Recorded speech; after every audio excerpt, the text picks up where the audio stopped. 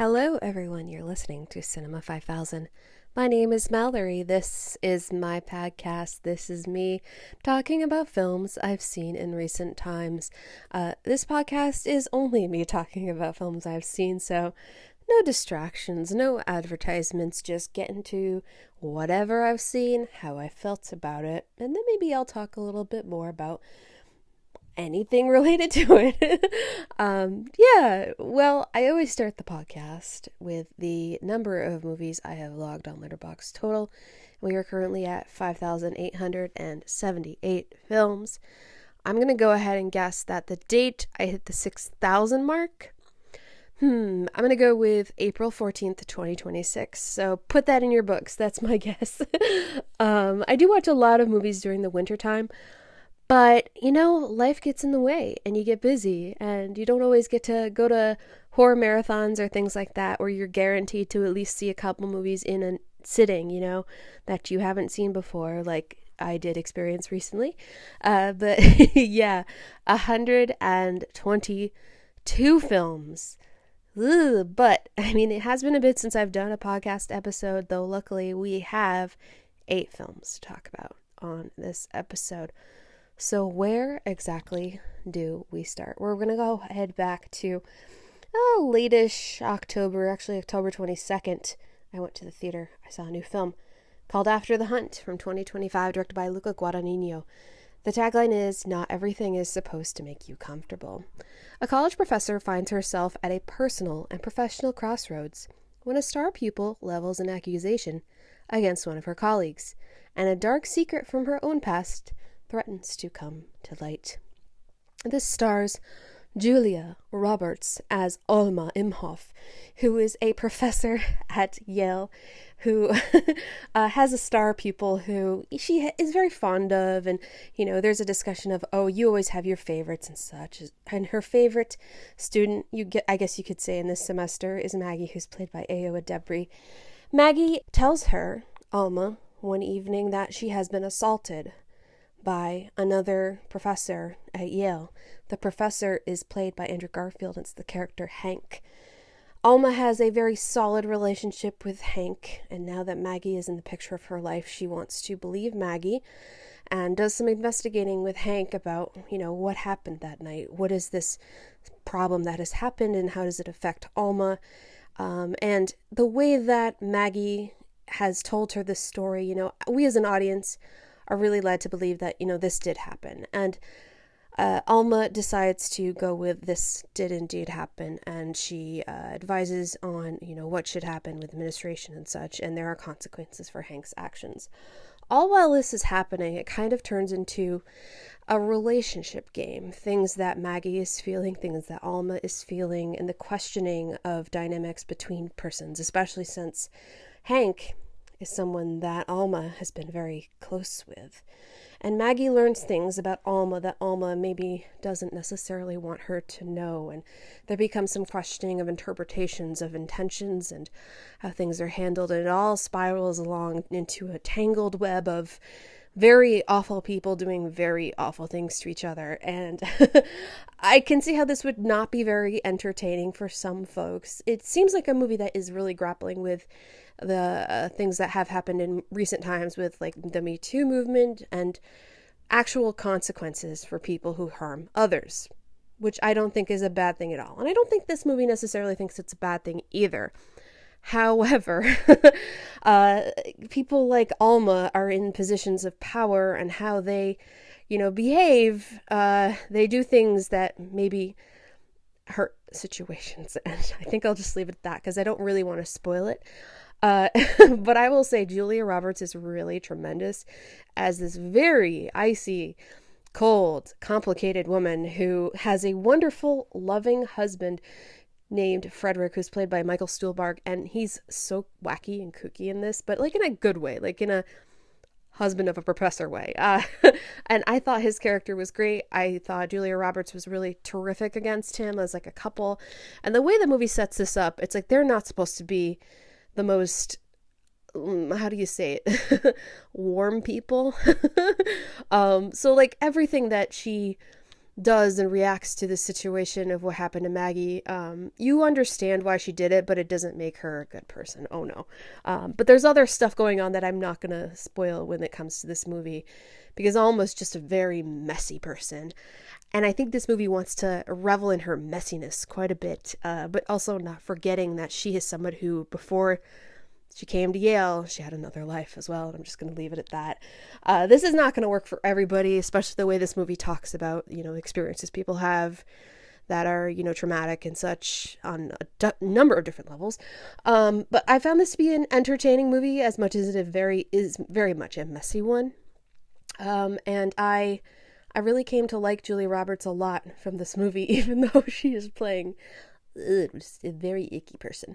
But the questions that this movie wants to talk about at the end, that kind of tie up with Michael Stuhlbarg as her husband, I liked his character a lot in this, and it felt like a really great, counterpoint to her existence, and you understand their union and also where they're coming from as people. I will say, though, one thing about this movie that's maybe a little weak is probably the writing of the character of Maggie, and also maybe Iowa Debris as well.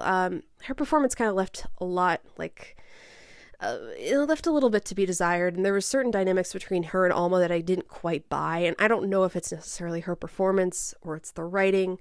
It's, together it's just not really working for me, and that's really kind of the biggest weak point. Though it is kind of a weak film in some respects anyway, just because maybe it's not, I don't know, in some ways it's like not quite as, what's the word? Not as dynamic as it could be. Like maybe doesn't think through enough things like fully to make them like really incredible moments. Maybe it's like, this is a movie that felt like it was teeming on the edge of being something really, really great, but it just never quite gets there. Nevertheless, I was so thoroughly entertained by it. It was, it's kind of trashy, I guess you could say that, but not really being a trashy film. It's not like lesser quality in that respect. It just wants to really revel in the nastiness of some people, I guess you could say. So yeah, as far as Luca Guadagnino's films, it's not up there for the top tier of things like I really love. Like I love Challengers. I love, do I love A Bigger Splash? Bigger Splash is like one I'm a little conflicted on. But I think A Bigger Splash and this one are kind of like on the same level for me. And also, yeah, Bones and All, I do really enjoy that film. I think that's a really haunting, incredible film. And this one, yeah, it could have been better. I don't know. I feel like it's like a lot of the writing here that's like, works and then doesn't work and such and such. I also want to mention that Chloe Sevigny is in this, and she's just such a fun character in this. Even though she's serious, like she has these moments at like the bar when she's with Alma, and she's just kind of like, oh, okay, all right. But these are people who are very, how do you say it? I don't know, not the most loving, kind people, and you don't know if they even want to be. It's just dicey, icky, a little messy. Yeah, and that's not going to work for everybody, but it worked for me, I guess you could say. I gave it 3 stars. I was glad I saw this one at the theater right before I left my local movie theater, because I had wanted to see it for a couple weeks, and it just because I kind of wasn't working out. And then I had one evening where it's just like, I think I need to go see that movie. And I was the only person in the theater. And I feel like this is a movie that if I saw with an audience, there'd be like some grumbles in the back about it. Maybe some people would leave because there are very nasty people in this movie. Have I said that enough? Yeah. But yeah, okay. After the Hunt from 2025, directed by Luca Guadagnino, 3 stars. Also need to mention the Trent Reznor, Atticus Ross score. Another solid one that they provide from working with Luca Guadagnino. Now, up next, it was Halloweenish time. Not quite Halloween, but spooky season nevertheless. Wanted to watch a movie, and I saw this movie come up as something that someone I know had watched, and I wanted to give this a shot because it looked like it might be up my alley. The movie is Pale Blood from 1990, directed by Vivi Dashan-Su and Michael W. Layton. Though I do remember from the credits that only Michael W. Layton is credited. The tagline is, "In the dead of night, souls come alive." Three dead women, blood drained through small bites and placed around Los Angeles.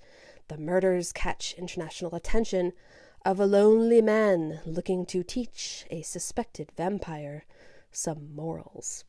Now, I put this on, and as it started, the movie looked like something from the early 70s, though it was definitely from 1990 and had definitely been shot in the late 80s. Something about the quality of this got me thinking, ooh, this might be a little bit of a, how do you say, like B-movie quality, where it's just the lesser grade film made because they have to make it or anything, and maybe the scripting isn't so solid, but it could be a little spooky. No, not really.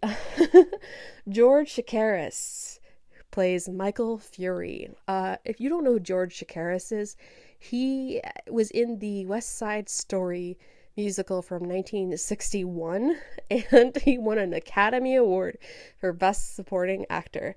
Now, nearly 30 years later, he is playing Michael Fury, who is supposed to be a sexy, dark vampire. He is not sexy. He looks about, I'm gonna guess he was in his 50s, but he looks about 65. His hair is badly dyed. He looks old, especially since nearly every woman he shares the screen with is probably about 22 to 25 years old. And he's supposed to be this sexy vampire guy. So Michael Fury has basically crossed international waters to come to Los Angeles and meet up with a young woman named Lori, who is going to help him investigate these murders that look like a vampire, but, you know, are they a vampire or is it someone faking something out? Yeah, there's a lot of sex scenes in this that are just, how do you say it? It seems like this movie was maybe made for cable TV, though there is nudity, but there's like almost no swearing, which is weird. I think this was actually a direct-to-video film where it was trying to be kind of sleazy and get you to watch it if you're like into the Cinemax kind of movie, you know, that kind of stuff, but it's not really that at all. It's just kind of cheaply produced, and there's really nothing impressive about this movie. And yet, I feel compelled to give this 2 stars, despite having so many things be not very fulfilling about it. I couldn't give it 1 star. I think because something about it being so off and always shot at night, which I don't really hate, in the aesthetics of it, which were very much late 80s. Look, I can't hate it. And George Chakiris, his dye job is so bad and he is so old. He looks like Neil Breen. If you don't know who Neil Breen is, look him up. I just found this like to be more amusing than it was entertaining, but then the amusement turned into entertainment, I guess. It also messes up a lot of things about vampire lore. It's silly. It's not good. It's not really worth looking at. And for some weird reason, I just have to give this 2 stars instead of 1 star. I just can't hate it for what it is. And there's an attempt made here. And it was intriguing on some level. And I didn't shut it off. So, Pale Blood from 1990, directed by V.V. Dashan and Michael W. Layton. I watched this on Amazon Prime. Yeah, and the poster for it is this woman with like bright red lips and some eyeshadow and dark hair, and she's got 2 bites. Nothing like that happens in the movie. It's more so that Michael Fury picks up chicks at a bar and bites them, and then they're bit, and then he's investigating the murders, which may or may not be a vampire, and then he has Lori to help him out, and they sort of fall in love, and that's about it. No, it is not good. I don't know.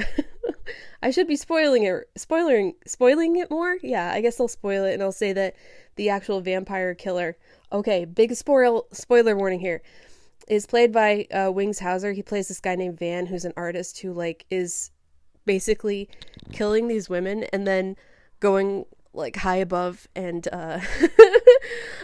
filming their reaction to it, because it's kind of like some kind of art project. It's bad. It is, I guess, a 1-star movie, but I gave it 2 anyway. All right, up next we have Mary Reily from 1996, directed by Stephen Frears. The tagline is "The Untold Story of Jekyll and Hyde." A housemaid falls in love with Dr. Jekyll and his darkly mysterious counterpart, Mr. Hyde. Julia Roberts is the star of this picture as Mary Reily. She's the maid who works for Dr. Jekyll in his house. She's very quiet. She's very shy.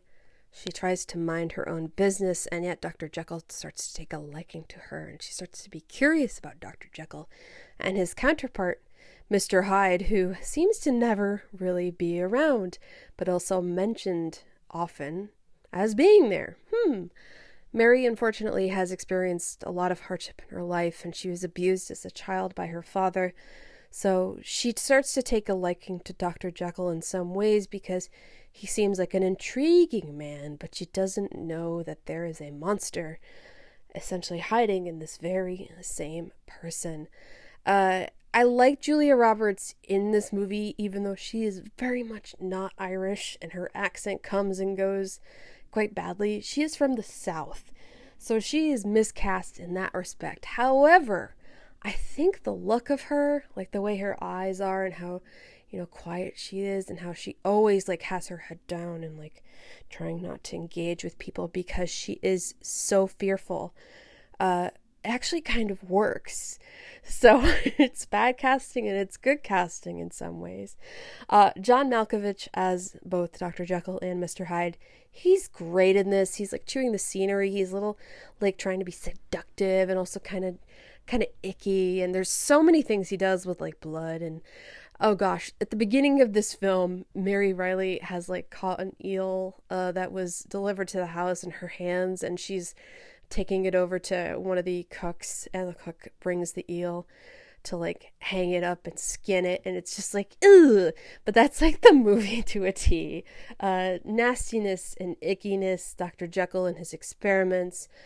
Ooh, and then we have Glenn Close as Mrs. Faraday, who owns a gentleman's house with her girls that give services, let's just say that.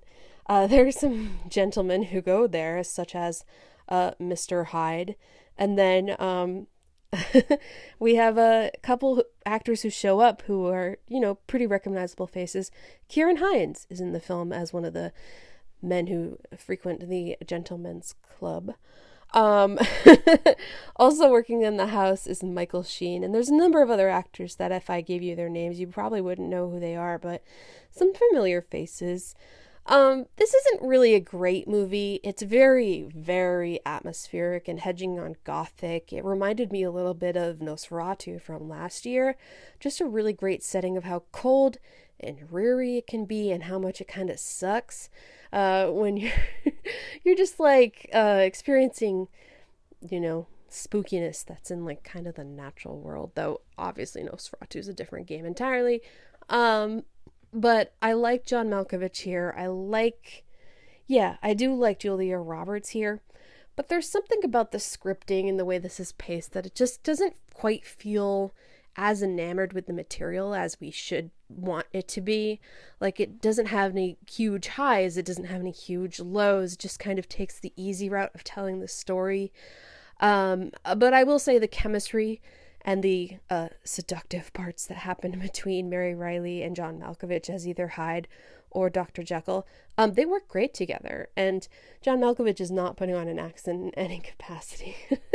And I don't blame him. He can get away with that because his demeanor and aura is just very, how do you say it? He can speak with just a plain, his regular American accent, because he is American, and get away with it because there's just something foreign about him and something very, peculiar. And I like that about John Malkovich in pretty much anything he's in. But yeah, this movie just isn't quite it. It does have some spookiness to it for sure, and it was a perfect October watch. But I think I like what this movie promises more than what it gives.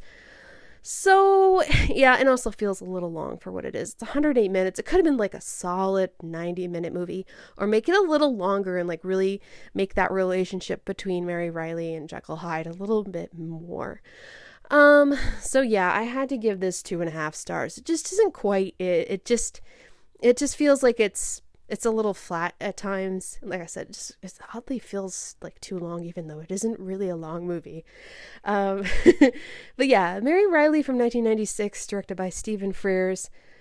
2.5. It just seems right. I can't hate on it though. It was a little bit better, I think, in some respects than I thought it would be. I was expecting this to be just a big old stinker because it never really had a good reputation from the 90s. And yeah, I remember the VHS cover of it too. I saw it so many times on the shelf, and I was kind of like, I heard that was bad, and I never watched it. But you know what? Tubi came to the rescue. Tubi let me watch Mary Reily, and I wish Mary Reily was a little bit better. But I do want to mention the scoring in this is actually pretty good. George Fenton's score. I wasn't familiar with George Fenton, but then when I look at his credits, he did the score to Groundhog Day. He did the score to You've Got Mail. He did the score to Dangerous Liaisons, which I am going to be watching very soon. He also did the score to Fisher King, a movie I quite enjoy. And The Crucible. Yeah, English composer, primarily known for writing music for film and television. Okay, so on,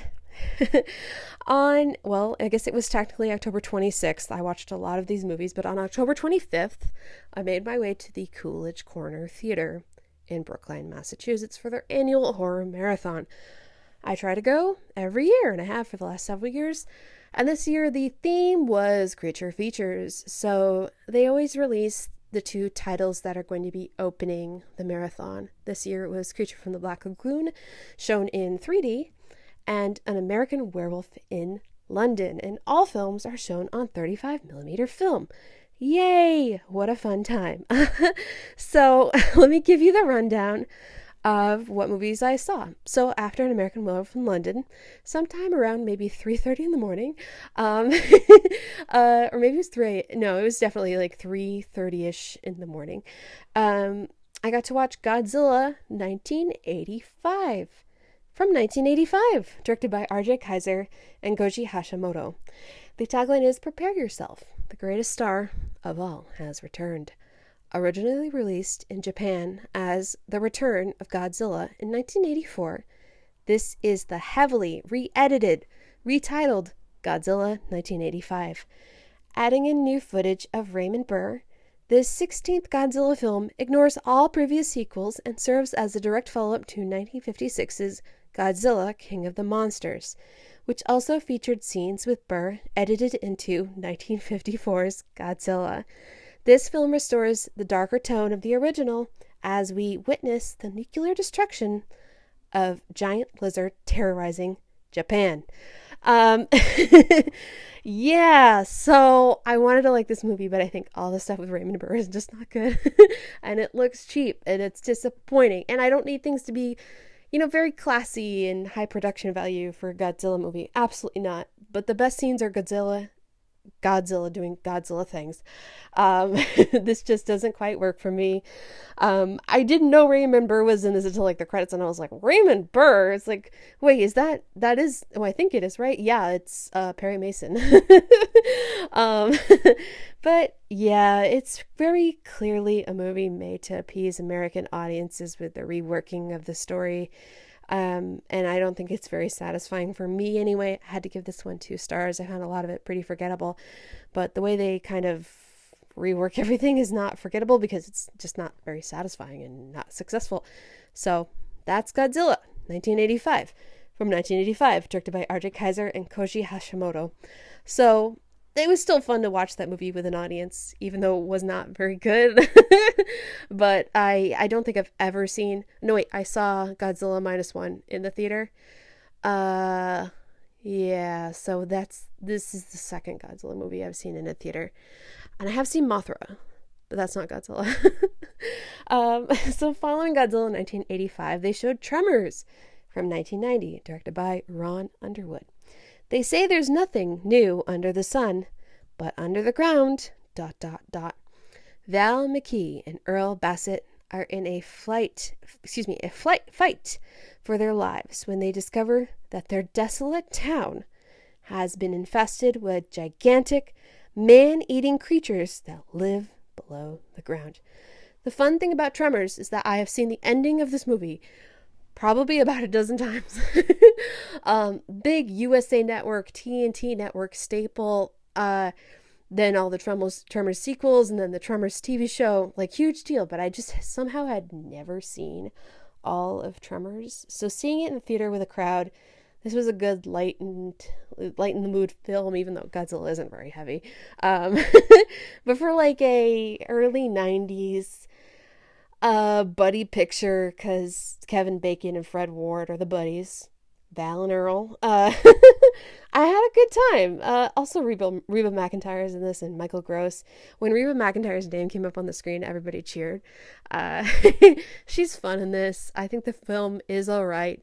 It's not like the most amazing, funny comedy ever, but it's entertaining in that creature feature way, and I think it's successful in its effects. Good casting here. Number of people in the cast you might recognize, like Victor Wong and Ariana Richards. Ariana Richards, who's that? She's in Jurassic Park. She's the young girl. And it's a good time. It was funny because I was like, I've never seen all of this, but I've basically seen this movie before. No, truly, I had never seen the beginning of this, so I didn't really know the plot, but I knew the characters. It's a weird proximity thing, but I'm going to count this as an official, first watch of the film because it's just never been a complete experience for me. So Tremors from 1990, directed by Ron Underwood, gave it 3 stars. Funny thing is, I know for a fact my library has like a Tremors box set. That's like the first 3 Tremors movies. There might be 4 or there might be 5. I don't know. We're going to have to look at Michael Gross's filmography to know for sure. Tremors 2, Tremors 3, Tremors 4, Tremors 5, Tremors A Cold Day in Hell, which I guess would be Tremors 6, and Tremors Shrieker Island. So that's Tremors 7. There are 7 Tremors movies. Holy moly. Though I don't know if Tremors Shrieker Island is actually a Tremors film. We'll know if the character... Oh. It is indeed a Tremors film. So I don't think I'll be watching these 7 Tremors films anytime soon, but, the more you know. So after Tremors, they did not play Aliens from 1986. Oh no, they did not have it on film from a private collector that hooked them up with a screening copy of it on 35mm film that they definitely could not get permission to show. And I definitely did not watch Aliens and rate it 4 stars because I've seen it so many times. Yeah, I've seen Aliens a bunch, and I have seen it so many times that I felt okay falling asleep during it because I mean, that's just me. That if you're a kid who grew up in the 80s and 90s, chances are you saw Alien on HBO, you saw Alien, whatever network was playing it all the time. It's like been on FX a million times. Yeah, I've seen Aliens so many times. Aliens and Alien, yeah. But following Aliens, I had some hope for a couple films on the movie marathon, and I was not sure if this one would make it, but luckily enough, it did. It's Chud from 1984, directed by Douglas Cheek. Chud, what does it mean? I think it means cannibalistic humanoid underground dwellers. They're not staying down there anymore, is the tagline. A rash of bizarre murders in New York City seems to point to a group of grotesquely deformed vagrants living in the sewers. A courageous policeman, a photojournalist, and his girlfriend, and a nutty bum who seems to know a lot about the creatures, band together to try and determine what the creatures are and how to stop them. The photojournalist is played by John Hurd, and Daniel Stern plays AJ, the Reverend Shepherd, who works with the folks who were living underground, and he's very concerned about their well-being, as is John Hurd as George Cooper, because he did a photo series about a number of the people living in New York City who have been living underground and are maybe in need. And, folks might say they're homeless, but these people don't consider themselves homeless because they live underground. So Chud as a movie, frankly, it doesn't have enough of the humanoids, not enough of the ickiness of that, side of the film. It dwells so much on cops and New York City bureaucratic bullshit that I was really disappointed in this movie.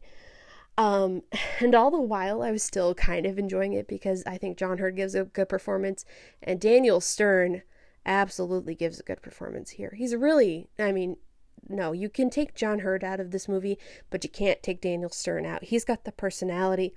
You know Daniel Stern. Come on now, look him up if you don't know. And he makes the movie, but I think it lacks that thing that makes a creature feature successful, where you really show the creature a number of times or at least build up to it. And I just don't think there's enough building up, and I don't think they show it enough. You can dance around not showing it up and build tension plenty of ways. But no, as I said, there's too much New York City stuff going on that has nothing to do with it directly as far as the creatures, and the spookiness. Yeah, it's not really great. It also doesn't look very good. It's a very icky looking movie. Like, not icky and like, scary, gross. No, it just is flat. The colors aren't good. No saturation whatsoever. I'm not saying it needs to be happy, but it's a little muted, a little too muted. Not very attractive. So Chud from 1984, directed by Douglas Cheek. I had to give this one 2.5 stars because there were things I wanted to like about it that just didn't work. And all the while, Daniel Stern is just, he's making the film. He's great in this. Bummer. But I was so glad it was shown because this is a movie that I have wanted to see for a really long time, and it kept jumping from like streaming services, and I'd be like, oh, I need to watch that. And I did have it in my Netflix DVD queue at one point, so I was indeed going to watch it on physical DVD, but I didn't. Oh well, it happens. Yeah, that's that. So after Chud, to close out the movie marathon, they showed Eight-Legged Freaks from 2002, and I decided not to stick around for most of Eight-Legged Freaks. I probably stayed there for the first half hour of it. I've seen Eight-Legged Freaks before when it first came out on VHS and DVD, because the video store I worked at most definitely got it, and I watched it, and I didn't like it then. Probably gonna really hate it even more now, and that first half hour was not convincing me to stay, so I had to leave the theater, and I wanted to head home, see if I could get like an earlier bus home, and I did, but then the bus was delayed, so bummer. But yeah, I had a great time at the Coolidge Horror Marathon. I always have a good time, no matter how good the movies are or how bad they are. It doesn't really matter. It's all about the fun and seeing movies in a theater with an audience. And this year, well, at least 3/4 of the people there for the marathon stayed the entire time. It was a packed house. And usually people leave because it's long, you're tired, maybe you're not having the best time, or maybe you're like, oh, I just want to stick around and see how much I can really take before I gotta head home and hit my bed. I stay as long as I can, and yeah, I've never left before the final film. I've always left during the final film because the bus is like a little difficult to get. But yeah, I had a good time. I look forward to next year, whatever theme it will be. So the day after the horror marathon, the first full day that is, because obviously the marathon ended on a Sunday early afternoon, I headed back to the movie theaters to see something new. I went and saw Blue Moon from 2025, directed by Richard Linklater. The tagline is, a Richard Linklater film. On the evening of March 31st, 1943, legendary lyricist Lorenz Hart confronts his shattered self-confidence in Sardi's bar as his former collaborator Richard Rodgers celebrates the opening night of his groundbreaking hit musical, Oklahoma. An interesting thing about this movie for me that I didn't know till after is that the writer Robert Kaplow is the original writer for the text that Me and Orson Welles was based off of, that story, which I was not a fan of. That's another Richard Linklater film that takes place in the theater scene, and I was unaware of that before this movie, but I knew, just my general inkling was that this was a similar kind of not subject matter necessarily, but setting and idea of how this movie would be. But Richard Linklater, he likes his talkies, like the Before trilogy. Those movies are all really, really great. And so I figured Ethan Hawke, Richard Linklater, what could I be in for? Would I enjoy this? And I figured I would. And I sure as shit did. Ethan Hawke is absolutely fantastic in this movie as Lorenz Hart. He is such a sad sack, loser who's a tragic figure, and yet he exudes positivity and hopefulness and his wit and humor with anybody he's with, and wants to basically seduce them with his words and charm. And all the while, everyone kind of knows, this guy is he's a piece of work in some respects. And yeah, I'm sure he'd be fun to be around, but then you just kind of be like, oh man, that poor guy, that poor fool. Yeah, Ethan Hawke, absolutely tremendous here. His best performance, I want to say, since First Reformed. And this is making me want to go back to watch him in Before Midnight, because as much as I remember really liking that movie, it's like, is that performance comparable? I feel like Boyhood is not. So, set Boyhood aside. Yes, it's a good performance for him in that. But then again, I came to the conclusion after thinking about this one for a couple of days, is like, has Ethan Hawke ever really been bad in anything?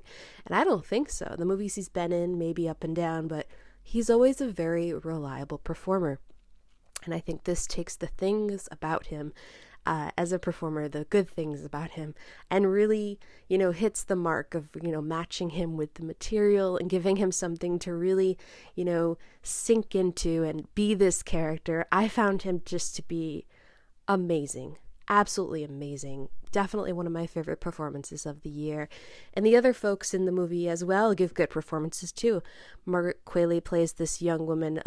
Her name is Elizabeth Wayland. And even though Lorenz Hart is a man who was known to be, favoring men in his romantic relationships, he still really wants adoration and attention from female counterparts. And there's a suggestion that, he's seeking some kind of satisfaction from Elizabeth, whether it be just her admiring his presence and falling for him.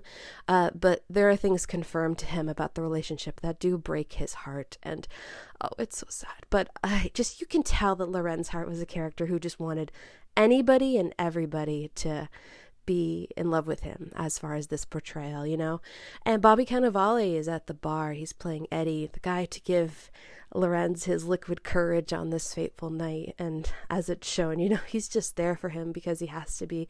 But they also have a good dynamic between each other.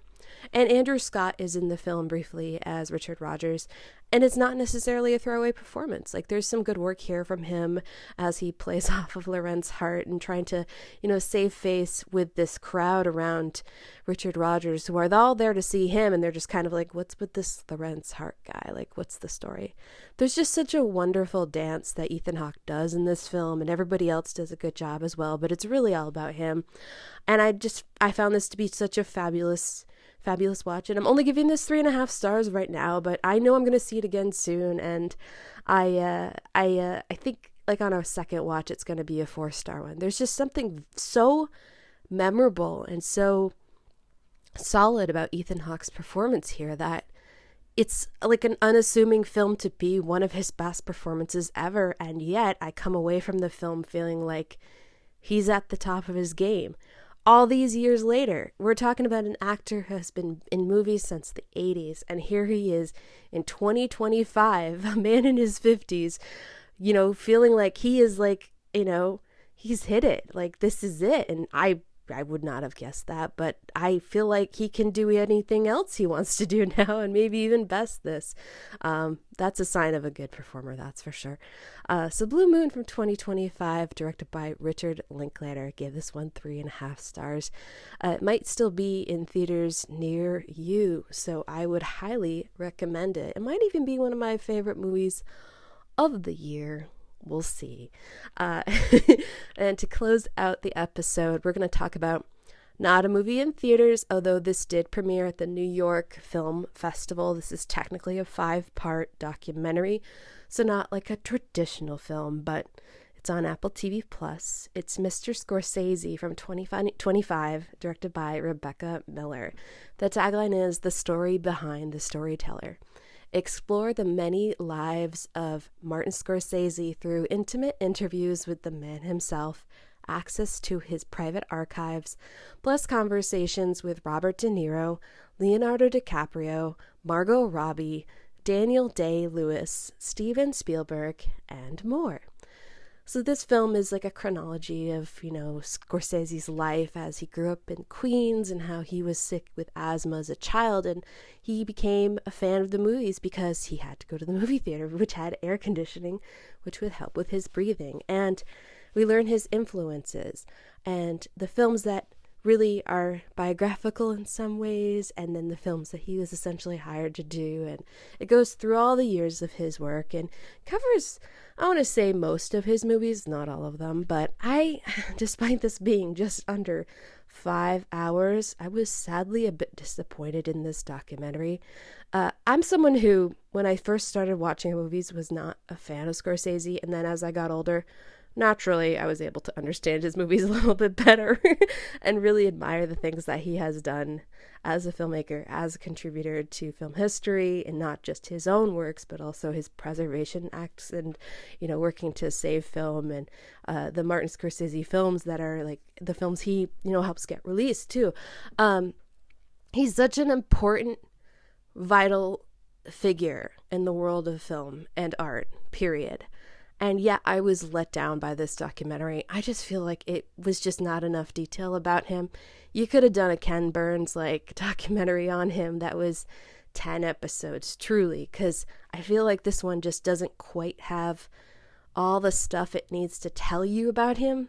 And yeah, it does the obvious stuff of talking about the controversy for The Last Temptation of Christ, but I was kind of feeling like there weren't enough interviews, which is odd, because a lot of the time I watch a documentary about an artist or someone, and there's a lot of talking heads, and I feel like you don't have to rely on talking heads to really tell a story, but they kind of needed more of them to be here, more critical voices of art, people who contribute to talking about film, and then more creators too, who have maybe worked with Scorsese or worked alongside, and the industry in general. I wanted more from this, and it didn't really have it, and that's crazy because it is 283 minutes long, and yet I'm left wanting more. It really felt like a documentary that was something you'd see as like a special feature on a DVD rather than a fully fledged portrait of Scorsese, who is definitely one of my favorite filmmakers ever.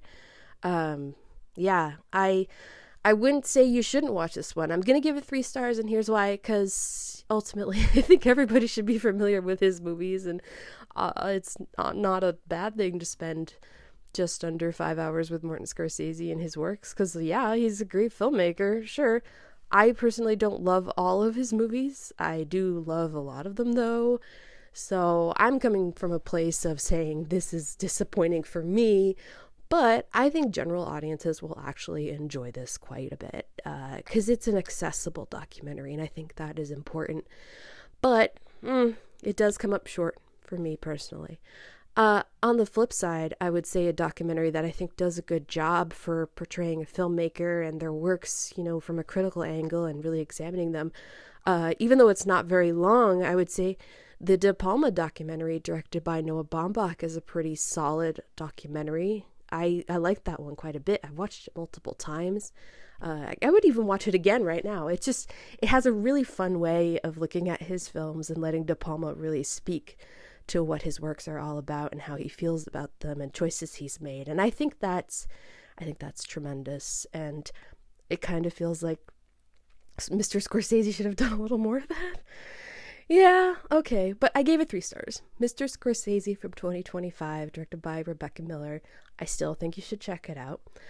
It's available on Apple TV Plus, and yes, it is 5 episodes that are just about an hour each, but it moves pretty quickly too, so don't be dissuaded by that. But you could watch worse documentaries, that's for sure. I have seen worse documentaries.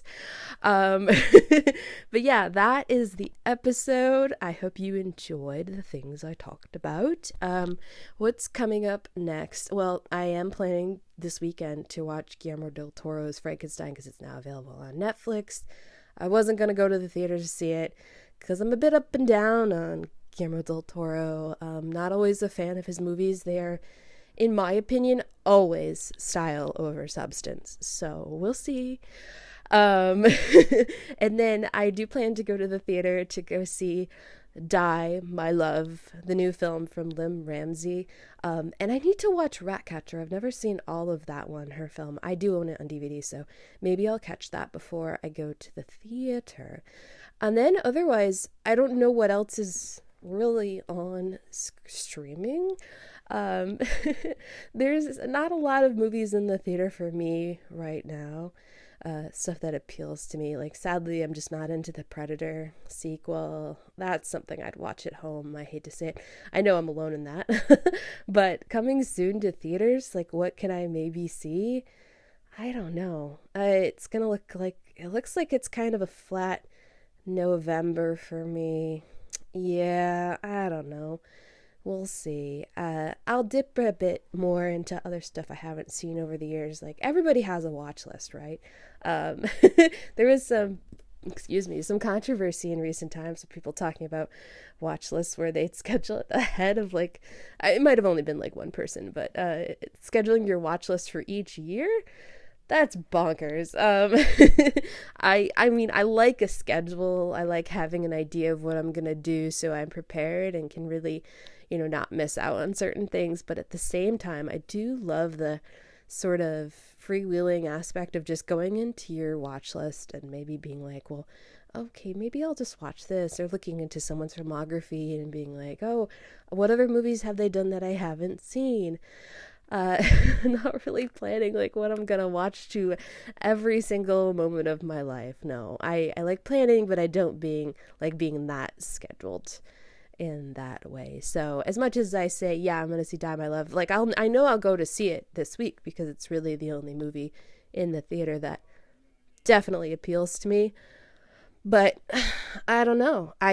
Maybe I will go see the Predator movie. No. We'll see what happens. I'm just gonna go with whatever happens because that is life. Maybe I'll go ahead and watch some old horror movies I haven't seen. I'm just now looking at my watch list, and there's this movie called The Paperboy from 1994 about a homicidal 12-year-old. Yeah. Why is this in my watch list? Maybe I should check it out. It has a 3.0 rating. For 1,200 watches. I don't know. I'm just shooting the shit there. But yeah, I'm Mallory. Thank you so much for listening to my podcast. We'll see what there is on the next episode. Anything could happen. If you want to go to the website, it's cinema5000.com. And if you haven't subscribed to the podcast on your favorite podcast service, maybe you should do that. There's some links on cinema5000.com for the different services that the podcast automatically loads to. And then Cinema 5000 podcast on YouTube is where you can listen but not watch to the podcast. Yeah, it's on YouTube. I also post the YouTube videos on the blog on cinema5000.com if you ever don't want to go to the YouTube website. You just want to click through and get through each episode there through the website. And Cinema 5000 on Bluesky. I provide updates on there sometimes about when the episode might be coming or if I've recorded it or the general links. I'll sometimes post them on there. And if you want to send an email, send it to cinema5kpod@gmail.com. If you got any questions, any queries, who knows? You could ask me, what's your favorite Scorsese movie, if you don't know already. My favorite Scorsese movie is probably the one I've rewatched the most in the last 5 years or so. And it recently came out as a Criterion Collection release. Just to give you a hint. But yeah, thanks for listening. I'll talk to you again soon. All right, bye.